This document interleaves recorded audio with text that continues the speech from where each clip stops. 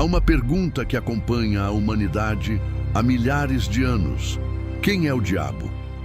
De onde ele veio? Como surgiu aquele que a Bíblia chama de Satanás?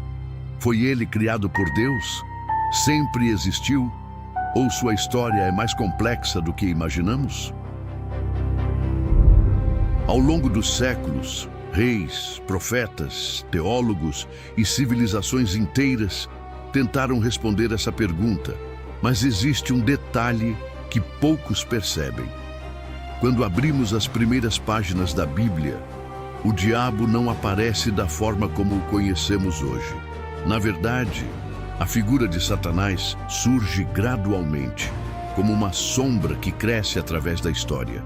E para entender sua origem, precisamos voltar ao princípio de tudo.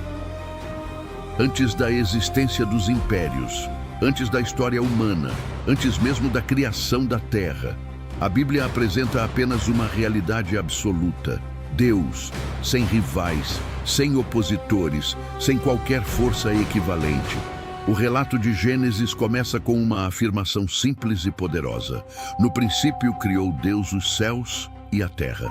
Nenhuma entidade rival é apresentada, nenhum Deus das trevas, nenhum poder oposto. Diferente de muitas religiões antigas que ensinavam uma batalha entre duas forças iguais, a Bíblia descreve um único Criador soberano. Tudo o que existe veio dele, tudo depende dele, tudo está sujeito a ele. Essa é uma das diferenças mais importantes da visão bíblica. O mal nunca é apresentado como um poder equivalente a Deus. Mas então surge uma pergunta inevitável.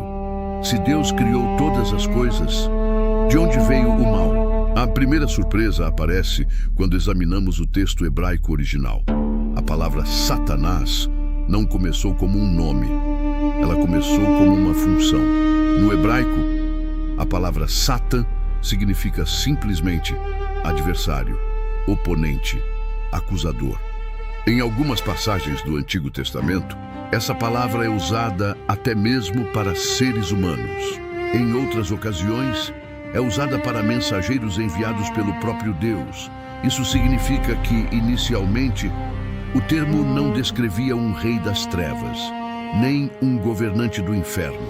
Era apenas um adversário, um opositor, alguém que se colocava contra outro.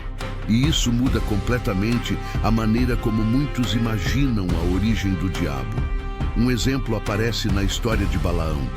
Enquanto o profeta seguia a viagem, o anjo do Senhor colocou-se diante dele. O texto hebraico usa exatamente a palavra Satã.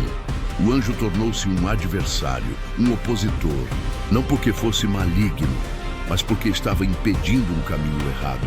A palavra ainda não era um nome próprio, era uma função, mas isso começaria a mudar. A próxima grande pista surge no livro de Jó.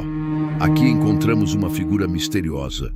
O texto não diz Satanás, ele diz o Satã, o acusador, o adversário, o promotor. Alguém cuja função era questionar, testar, examinar. Na narrativa, ele aparece diante do próprio Deus. Isso surpreende muitos leitores, porque ainda não estamos diante da figura rebelde que mais tarde dominará o imaginário cristão. Aqui, o acusador age sob autorização divina. Ele não governa nada, não desafia Deus como um igual, não possui autonomia absoluta. Ele pede permissão e recebe limites. Quando questiona a fidelidade de Jó, Deus estabelece fronteiras claras para sua atuação.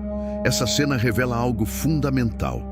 Mesmo o adversário opera dentro dos limites da soberania divina. Mas em algum momento, a figura do acusador começou a mudar. O adversário tornou-se mais sombrio, mais perigoso, mais pessoal. E então, nas páginas seguintes da Bíblia, uma serpente aparece em um jardim, e a história nunca mais seria a mesma. Continua na parte 2, onde entraremos profundamente no Jardim do Éden, na serpente, na evolução da figura de Satanás e na transformação do acusador em inimigo cósmico. Agradecemos por assistir. Se este conteúdo fortaleceu sua fé e ampliou seu conhecimento bíblico, inscreva-se no canal e acompanhe nossos próximos documentários.